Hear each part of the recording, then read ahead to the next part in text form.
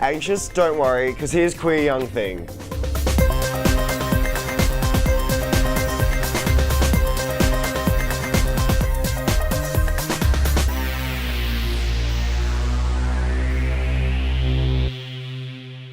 Hi, I'm Adler and you're watching Queer Young Thing. Tonight we're talking about a serious issue, and that is anxiety. And joining us on our panel tonight, we've got some crew from Y Gender to help stem the conversation in anxiety. We have Katelyn, Cannon and Stevie. We will be getting involved with the issue of anxiety very shortly. Just first I need to get that gack. We had arguments in the green room, but Cannon won't give it up. You may have remembered the gack from an earlier episode. It is that wonderful stuff that makes those farting sounds that Cannon's so fond of.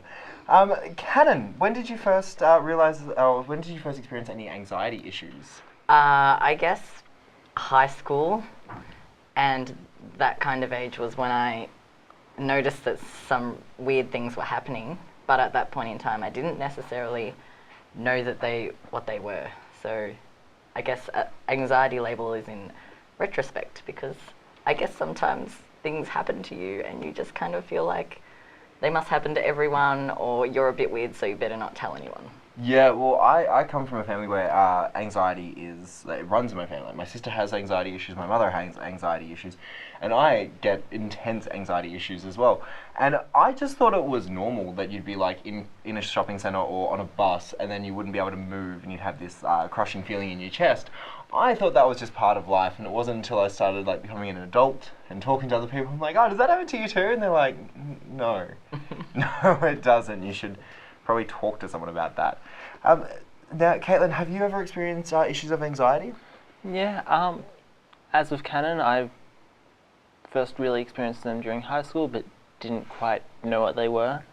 I think the first time that I had serious anxiety issues, I was just taking a tram home, and for whatever reason it became really overwhelming, and I just felt really claustrophobic.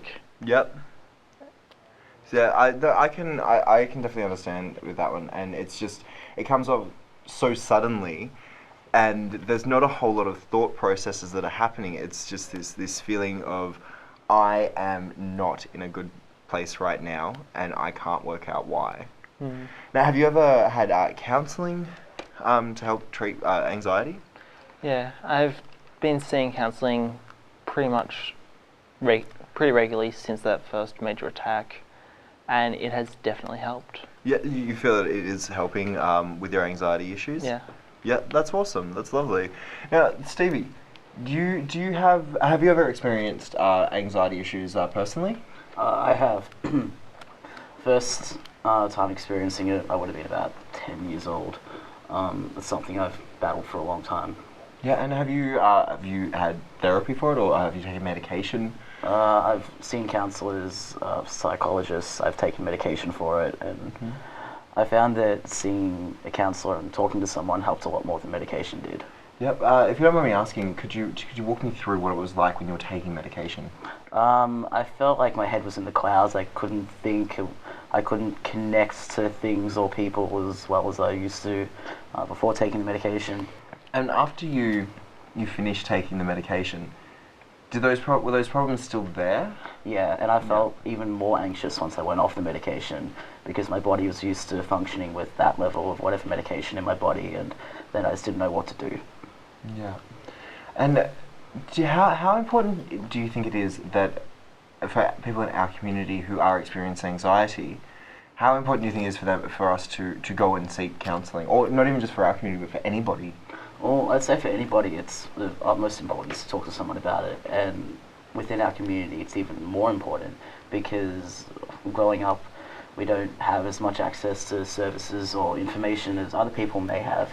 So, yeah, it's definitely important. Self-harm, from my perspective, I've worked in psychiatry for a number of years, and from my perspective, self-harm is it's a way that somebody in distress is looking to help relieve that stress. Maybe a definition of self-harm would be a maladaptive behaviour designed to decrease internal stress. It just means that the person hasn't had the time to find maybe a better way of dealing with those distresses, and you know, people do it because it works. They don't do it because it doesn't work. Because if it didn't work, they wouldn't do it. Now, it is a known fact that people in the LGBTI community experience depression and anxiety 4 times as likely as the heterosexual or gender normative people would in mainstream society. Now, do you think that many people in our community seek counselling, or do you think that they hide behind, say, self-medications, or that they hide behind prescriptive medication? I think it's a really complex question to answer, I guess. I definitely feel like there's good reason why a lot of people wouldn't feel safe to access the services in the same way someone who's heterosexual might be, especially, you know, trans people. And it doesn't surprise me that those rates are like that, especially when young people often have to sort of manage disclosure of their gender identity or sexual identity, and I feel like you can sort of underestimate the impact that can have on someone's life, and the effects from that kind of in the long term are influencing just normal levels of stress. Yeah. What are some of the biggest drivers for your own anxiety issues? Definitely kind of the disclosure stuff. Yep. Definitely in accessing health services, feeling like it's going to be relevant to me, or that I won't be judged for the conversations I want to have and things like that. Yep. I think that they're huge influences. I guess I have the same sort of stress levels as other people in terms of my uni work and jobs and friendships and managing conflict and you know, those kind of normal stresses, but I think there's definitely the extra layer of identifying as trans and did you find that you go through a similar process, Katelyn? Definitely, I have my normal stresses, and then when I'm with people who aren't quite as accepting of me, I just get really anxious just knowing that I'm going to meet with them and that I'm going to be disrespected by them. Yeah. And so I will go out of my way to avoid seeing them or seeing people who are maybe hanging out with them. Yeah. And for yourself, is disclosure a big thing for you, like having to build up, I guess, a network of trust with somebody to be able to let them know the person that you are? I'd say it was about a year ago. Yeah. But I have since started living full-time, and that's no longer an issue. Yeah. Which has honestly made my life a lot better. And just quickly, I'd like to know, how would you rate your anxiety, say, like a year and a half ago when you started on your own journey to now? Has the anxiety reduced, or are there still factors that still bring back high levels of anxiety? Day-to-day living has definitely gone down. Yep. However, in certain circumstances, I'd say it's gone up, because it's gone from, you know, having people who aren't accepting me to people who are outright rejecting me now. Yeah. And that's simply because, well, everyone else has moved on and is accepting now. Yeah. So the contrast is just worse. We've got more of Queer Young Thing coming up in a tick, and we'd love for you to join in the conversation with the hashtag QYT on social media.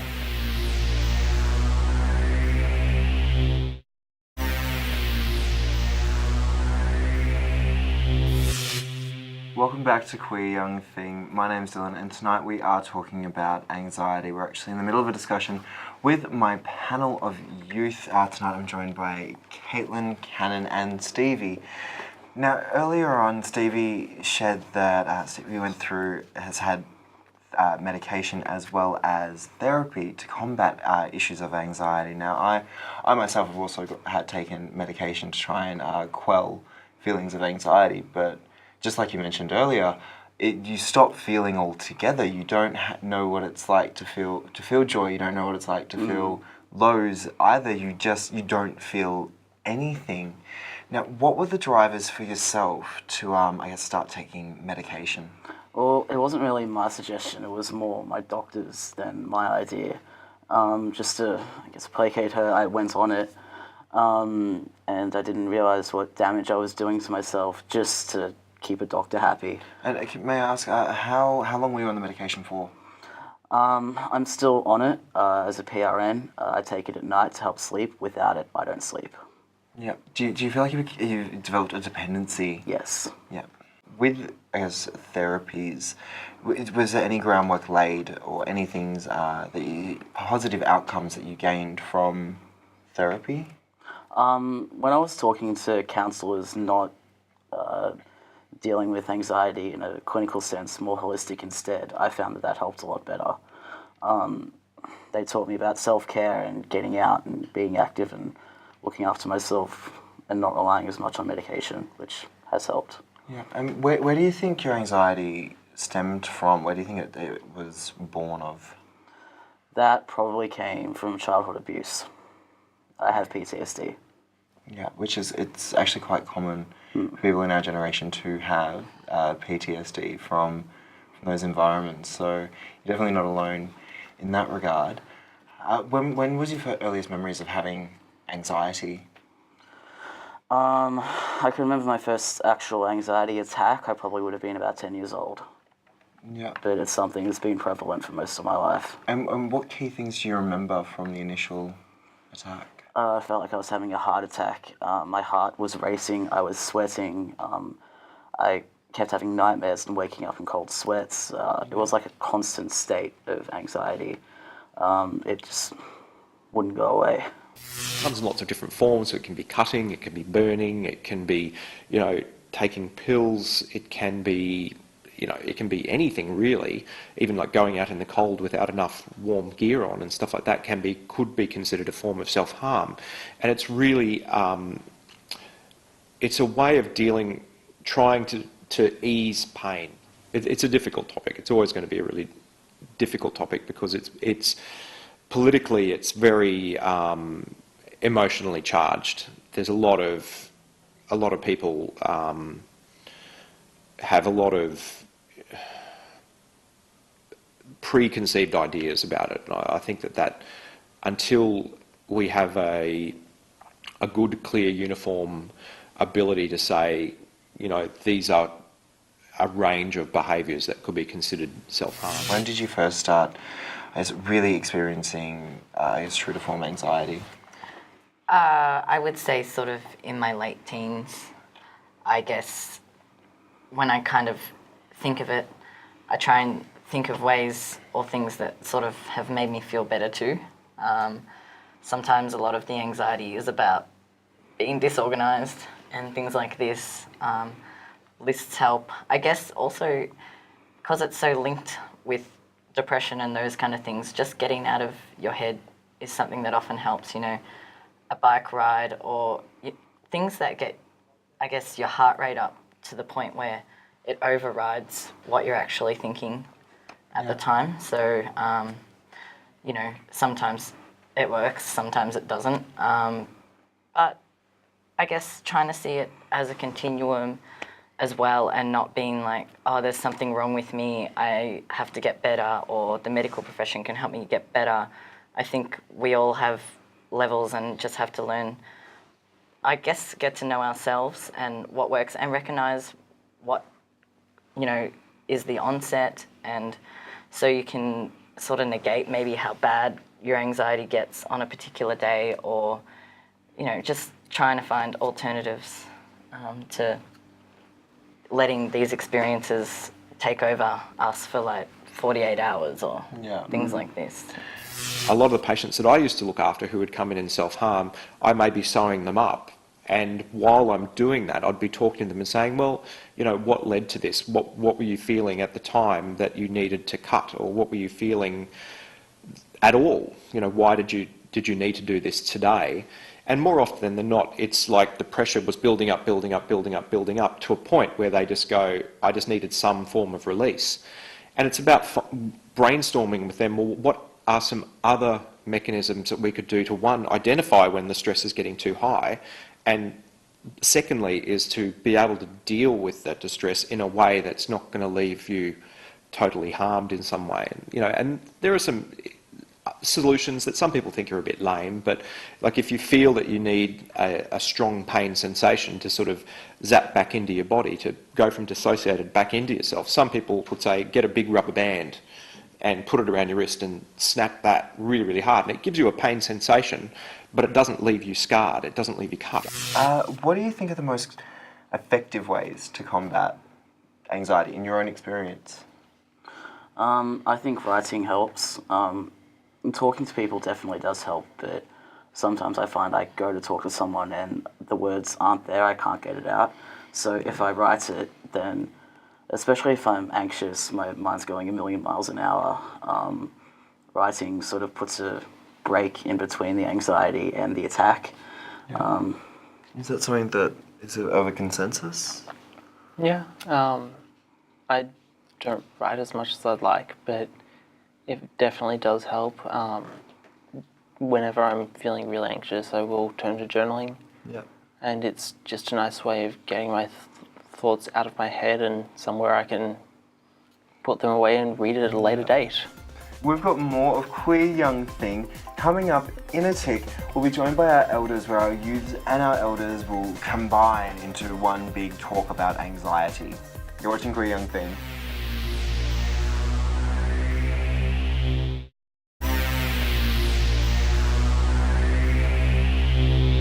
Welcome back to Queer Young Thing. My name is Dylan, and right now we're joined by some elders. So if you're at home, please start clapping for Malitha from Headspace. How are you going today, Malitha? I'm well, thank you.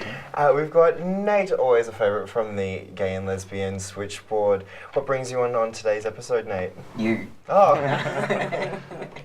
And we also have Anoushka from Drummond Services. Now, Anoushka, thank you so much for coming in today. We're talking about, well, that was very serious, you're welcome. We're talking about anxiety today. And I think with our three elders, we've got quite a bit of conversation to be held. Anoushka, what can you tell us about your experiences, I guess, with helping young GLBTI people with anxiety? Well, I guess my experience has been that it's a really common issue. Anxiety is something that not just one or two people are experiencing, but many people, and that it's a really normal thing to experience. Yeah. Working on the Gay and Lesbian Switchboard, how often do you come across people who are experiencing, say, anxiety attacks or episodes of self-doubt in the form of anxiety? Quite often, it's quite often to get a call and that's their predominant feeling at the start, and you can hear it, that they're anxious, they're stressed, they're this sort of heightened sort of level. And a lot of the time the call is about sort of not necessarily like getting them to stop feeling that anxiety, but more sort of getting them to feel a bit more comfortable. So whether it's comfortable with a little bit of anxiety, or whether it's just using some techniques to calm them down a little bit, or talk about what's causing them the anxiety in the first place, and then seeing how maybe what you can do about that sort of stuff. And what tools would you offer somebody if they were calling up and thinking about and saying that they are feeling anxious? Often it's very much what has worked for you in the past. It's very rare that someone calls up and they've never ever experienced an episode of anxiety. So often it's about, so what do you like to do? What calms you down? What settles you down? Is it going for a walk? Is it talking to friends? Is it writing things down? Is it, and it's sort of, the list is endless, because it's very up to whatever the person is experiencing and what makes them feel better and relaxed. Now, Malitha, you're part of Headspace. You help young people with online forums. What advice or what tools do you offer, say, a young person who's experiencing anxiety? Sure. So there are, I guess, lots of different levels of anxiety, and I think it was really great that you guys have all pointed out before that certain levels of anxiety can be quite helpful and quite usual. So, if you're asking someone out, it's good that you're feeling anxious. You probably, do your hair better or something. But if anxiety is getting in the way of you functioning and doing things in your life that you want to do, that's when it's a good idea to get help. In terms of what helps, there's it's individual, and there are a lot of things to try for anxiety.